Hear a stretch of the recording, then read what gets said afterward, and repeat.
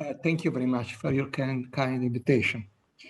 Pope Francis has explained that we are not living in an age of change. Rather, we're witnessing an epoch-making change, mainly driven by digitalization.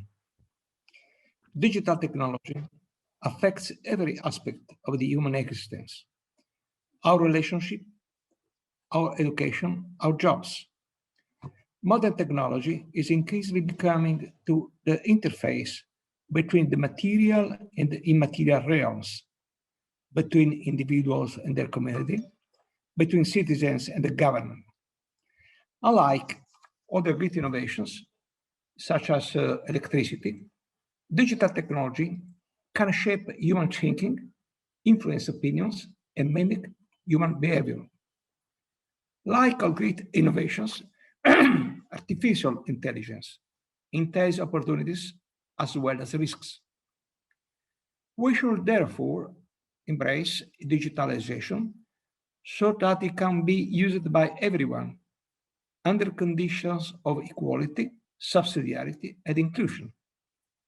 Throughout history, man has learned to magnify, shape materials, sail the seas, and fly the skies. Now we need to acquire digital skills through digital literacy so as to appreciate the strengths, the opportunities, as well as the risks that this new technology entails. For the sake of clarity, I've divided my presentation into 7 arguments. I will briefly cover the main points, which are set forth in greater detail in my written presentation. Argument number 1, understanding the implications of the shift from the analog to the digital society. There are several profound differences between a society based on analog technology and one based on digital technology. In the analog society, the essence of the human condition is the human relationship with other people. By contrast, in the digital society, the essence of the human condition is the connection with an indefinite number of unknown individuals. In the digital society, social media followers have taken the place of friends. In the analog world, reality is represented through an indefinite series of concepts, while in the digital world, reality is represented through a finite series of numbers. In the analog society, citizens need to know a lot about the establishment, and the establishment does not need to know much about citizens. In the digital society, citizens know little about the establishment, while the establishment knows a lot about citizens. Amazon knows a lot about me, whereas all I know about Amazon is the website address. When a new age begins, all power relations, all rights, and all duties are called into question. The most powerful individuals tend to impose new hierarchies, while the least powerful people usually succumb. The digital society, therefore, could undermine human rights. Hence, a reaffirmation of human rights is needed. It is needed first and foremost to protect the dignity of human beings. This is why we need to foster a new notion of digital literacy that teaches people to design and use digital technology. Argument number 2, the case against a black box society. An open and advanced society needs to regulate the excessive power of black boxes. Through machine learning, data matching, and automatic profiling, black boxes process large amounts of information, understand text, recognize images, and connect dots. Black boxes gather and interpret data using opaque algorithms, which, by scrutinizing user habits, can predict future behavior, influence decisions, and shape perception of reality. An algorithm designer conveys his beliefs in the algorithm he creates, and so his beliefs become reality. No algorithm is unbiased. The fact that the process involved is mechanical should not make us forget that algorithms are designed by human beings. In the digital society, algorithmic decision-making needs to be fully transparent, and individuals should have the right to challenge decisions made by an algorithm. In a democratic society, algorithms must be accessible when algorithmic decision-making has implications for fundamental rights. We should therefore strive to turn black boxes into glass boxes. Argument number 3, the digital society raises the issues of democracy, news reporting, and knowledge in new ways. The rapid growth of digitalization has not been matched by a corresponding growth in awareness of the change as brought about. The issue of regulation arises in connections with all forms of power. Digital power is no exception. And so the question is how to regulate it and make it human-centered without over-regulating it. Today, a number of big private companies dominate a substantial part of the World Wide Web, wiping out competition and circumventing government control. In spite of the risks it entails, digital technology can be a friend of democracy, a tool for disseminating information, spreading knowledge, and facilitating dialogue. However, a failure to regulate the big tech industry would achieve exactly the opposite effect. Democracy could give way to automated thinking. Thinking will become sterile. Automated thinking will take over, dehumanizing public discourse and leading to false political beliefs. This is why Article 5 in the European Commission's proposals for regulating artificial intelligence bans subliminal manipulation technique. Argument number 4, the case for digital literacy. Formal rules are needed, yet rules alone are not enough. What we need is good customs. Good customs can be learned.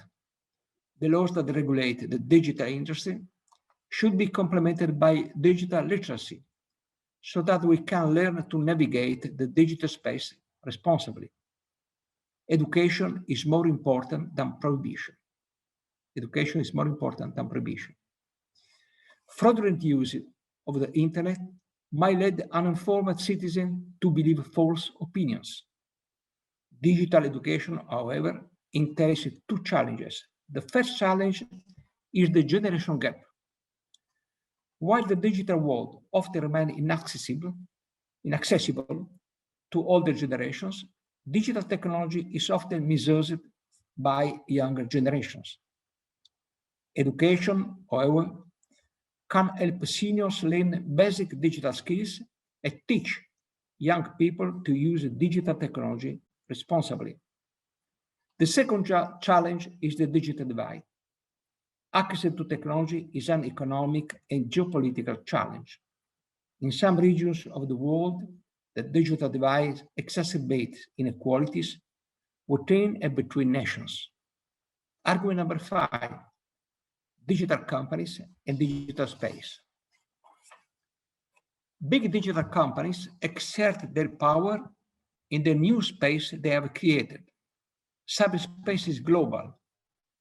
It pervades all nations of the world, yet eludes each one of them.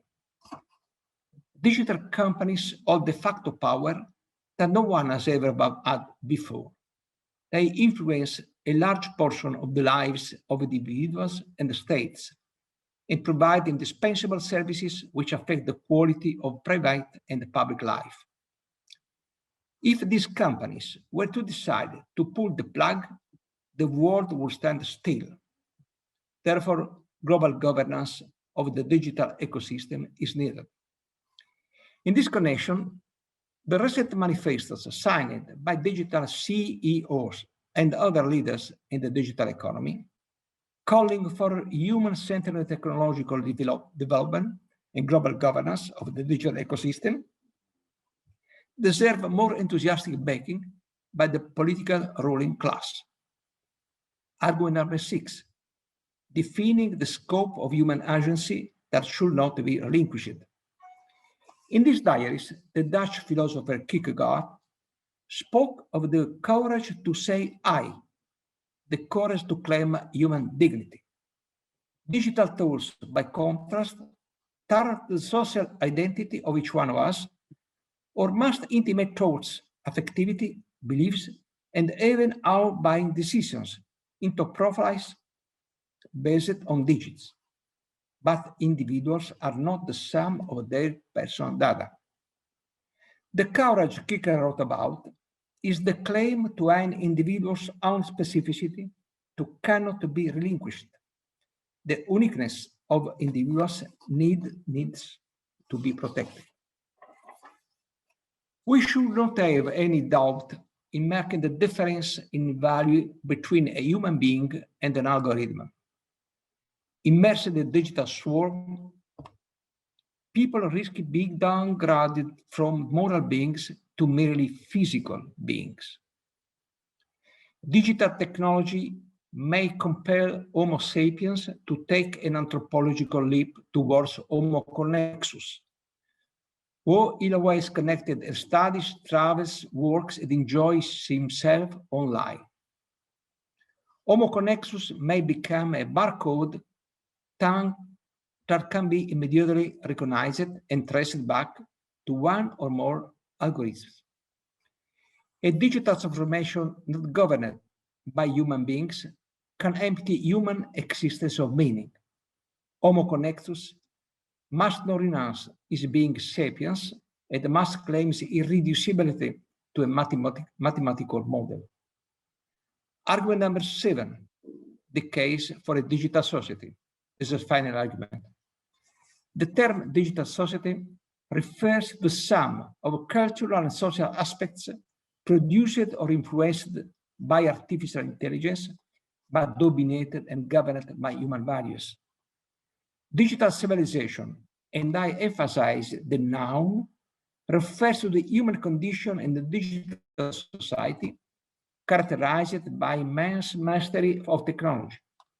The mastery is based on 5 factors: transparent criteria in algorithmic design, digital education, the protection of the freedom to decide for oneself, a ban on mass surveillance technology, and human supervision of sectors in which algorithms make decisions that have a direct impact on people's lives. What we need is a permanent dialogue among humanists, technologists, and business, because we're approaching technological discontinuity as autonomous machines perform tasks by themselves. At this stage, interaction between technology and ethics become crucial. Achieving a mass mastery over technology is the goal we should pursue in the present time if we are to remain free in the future. Thank you for your attention. I apologize, but I, in an accepted commitment today, this morning, I must leave. Sorry, I apologize.